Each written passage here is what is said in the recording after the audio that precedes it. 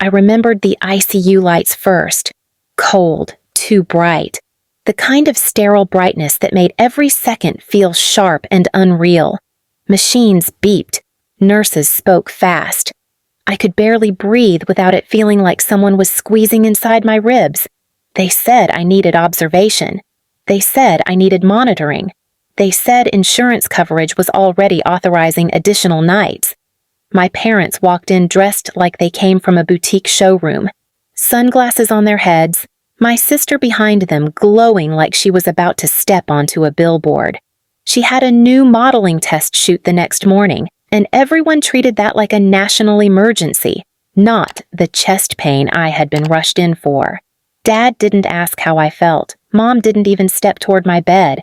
They went straight to the billing administrator. Please subscribe to our channel and tell us in comments from where are you watching this video. Mom said without blinking, "We only need her here for tonight. My other daughter has a fashion contract meeting. We have to reserve insurance money if she gets picked. She'll need private treatments and travel coverage." The clerk blinked slowly, like she couldn't process how casually she said it. I whispered, "I can't breathe right." My voice was barely air. Mom didn't look at me. She was busy comparing invoice numbers to last quarter. Dad signed discharge forms before the doctor even returned to explain risks. A nurse leaned close and whispered quietly, "You should not be leaving tonight." Dad cut her off. "We decide that."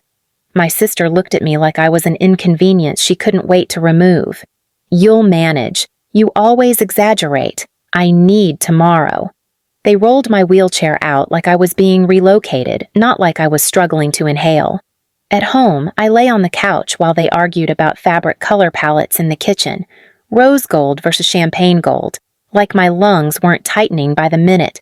They said they were investing smart. They told me, not everything can revolve around you. That night, when I finally couldn't take enough air in, when my chest felt like a locked cage and I called for Mom from the couch, she yelled back from the dining room, "Stop making everything a crisis!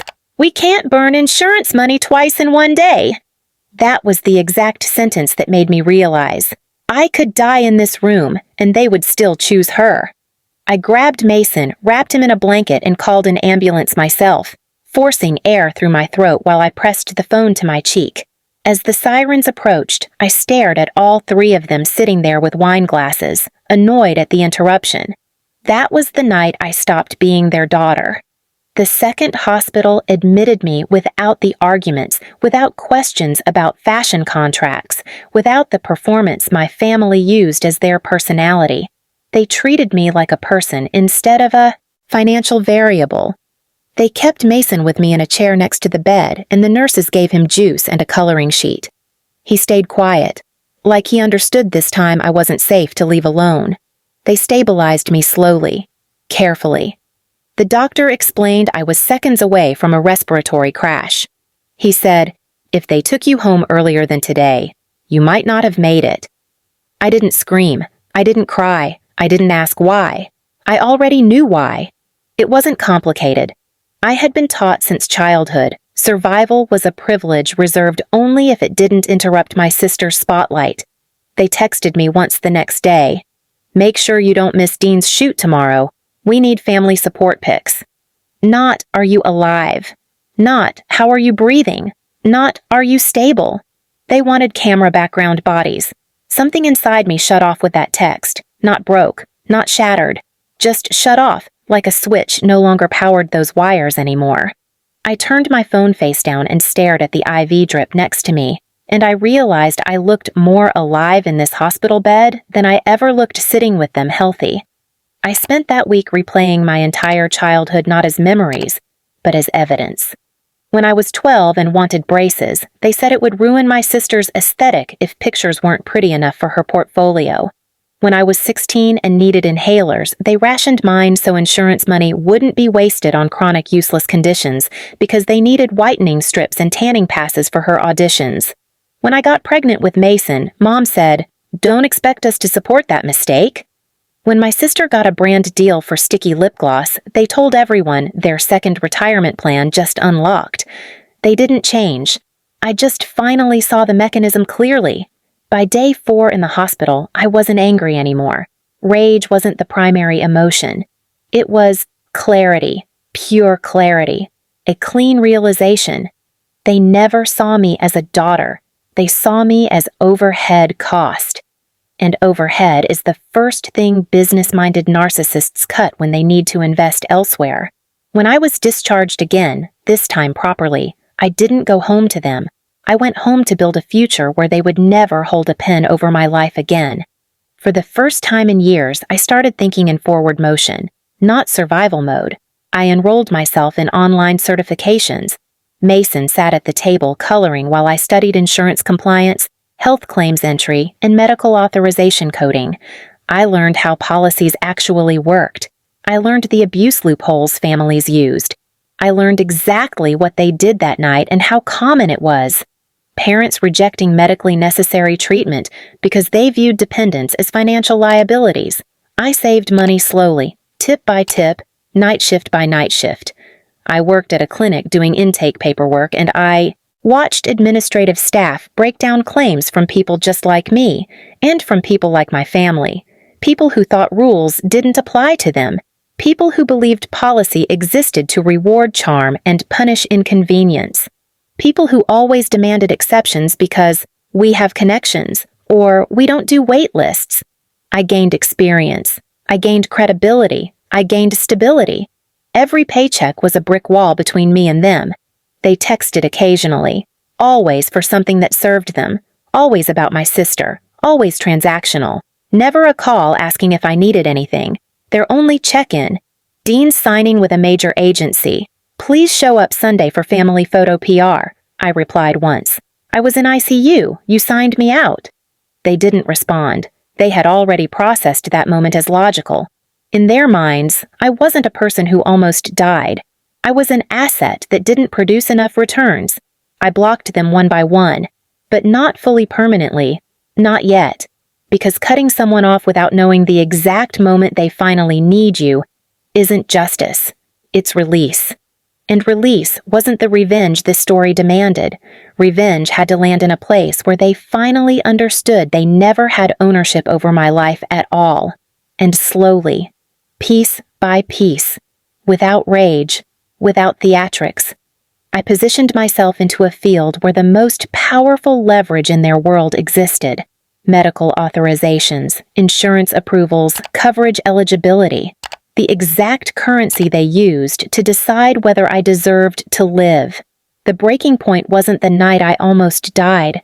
The breaking point was realizing how power worked, and this time, I was going to become the one holding the legal pen, not to destroy them illegally, not to sabotage them publicly, not to ruin them socially, but to make sure when their life depended on policies, systems, approvals, signatures, they would face the same cold, factual rules they used against me. That was the moment I stopped wanting their apology. I started wanting accountability. 2.5 years later, I got the email from HR that changed the axis of everything. I was being promoted to senior authorization specialist for high-cost inpatient approvals. The exact gate my parents once walked to with pens ready to erase me. I didn't celebrate with champagne. I didn't post a thing. I just stared at that screen and let the weight settle in my spine like steel. This wasn't vindication. This was position. People like my parents lived entirely off special exceptions. They survived through, we know someone, bend it a little. Just fast-track this. We're not waiting like regular people. My job, control the exceptions. 3 months into the promotion, they showed up in the system. Dad needed cardiac tests approved after collapsing at a brand launch event for my sister's new collection.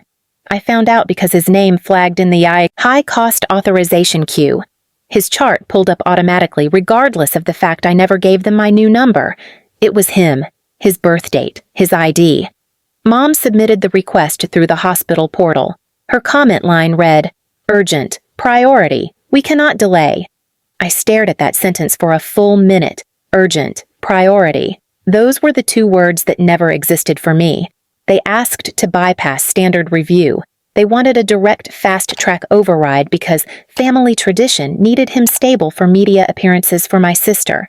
I followed procedure exactly, not a single deviation, no special privileges, no accelerated lane, no exception. I documented every missing clinical justification. I requested the supporting lab data. I flagged unclear diagnostic reasoning. I sent everything back for full medical necessity review. Not illegal, not malicious, not personal bias. Just the system they weaponized, applied correctly. Mom called the department line 3 times in one morning. I never answered because we aren't allowed to discuss cases with family directly. I let routing send her to general queue like any other family with average status and no leverage. She left messages. You don't understand. We need this approved today. You know how many lives this affects. You can't treat us like ordinary cases. That last one made me actually exhale out loud, because that's exactly what I was doing. I was treating them like ordinary cases. When Dad finally got admitted through standard pace, not the VIP door, they sat in the same waiting chairs regular families used. They filled the same repetitive paperwork regular people filled. They waited like the same people they used to laugh at. My sister even tried to backdoor contact the hospital through an Instagram influencer friend to find the right person to push this through. I was that person, and I didn't move the needle an inch. The clinical team eventually stabilized him after 2 days, but not because they skipped protocol, because they followed it, the slow, frustrating, normal way. The way families who don't treat their children like investment capital have to wait every single day. When Dad was discharged, I never heard from them personally until 2 months later. They sent a message to my old email. We need to talk about family reconciliation. Things are difficult. We want to fix this. I typed one sentence back. You fixed nothing when I almost died. They responded with paragraph after paragraph trying to tell me it wasn't intentional, it was stress, it was financial timing, it was protecting the whole family. They tried to explain betrayal like it was a reasonable accounting model. I didn't argue, I didn't debate, I didn't defend, because debates are for people who still want something. I told them exactly this. You signed me out of ICU to save resources for a fashion contract. I signed you out of my life permanently. I am done doing business with you. They asked if that meant I wasn't coming home for holidays. I answered, there is no home to come back to. They wanted me to choose to carry them. I chose to carry my child. I chose to carry myself. My revenge wasn't a poetic metaphor. It was a real-world correction of power, a reversal in the exact system they worshipped. I became the gatekeeper. Their pain wasn't silence. Their pain was finally being treated exactly like the people they thought were beneath them.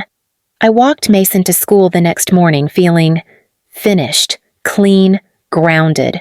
Revenge didn't feel like fire. It felt like administrative completion. I closed the laptop. I grabbed my keys. The sun hit my face like a normal day again. And that was the first day I knew I would never pay their debt again. Please subscribe to our channel and tell us in comments from where are you watching this video.